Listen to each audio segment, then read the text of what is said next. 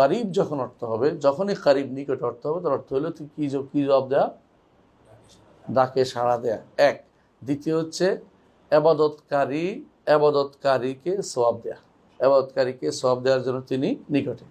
এই কারিব কখন সবসময় কারিব হলো খাস, করব খাস বলে এটাকে।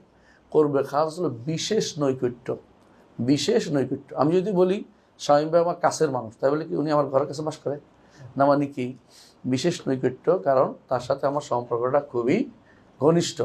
আল্লাহ তাআলার সাথে সম্পর্ক ঘনিষ্ঠ কার? নবীন, সিদ্দিকিন, শুহাদা, সালেহিন। তাই বলে যে ব্যক্তি বলে যে আমি একেবারে 150 তলার উপরে আছি, আল্লাহর নামাজ পড়ে না, সে কিন্তু নিকটে না, বুঝছেন তো? তো সুতরাং নৈকট্যের অর্থ কখনো আম না, এটা অর্থ কি খাস, বিশেষ নৈকট্য। এটা কোনটা?